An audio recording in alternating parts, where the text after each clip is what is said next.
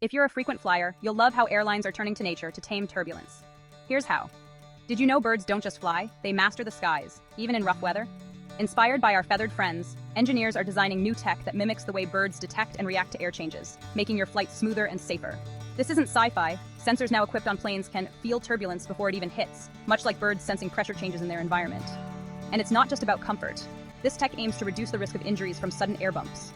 So next time you're flying and hit a rough patch, remember, you're experiencing a piece of biomimicry at 30,000 feet.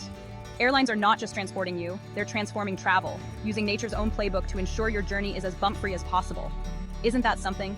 Stay tuned, stay safe, and let's take flight with the wisdom of the wild.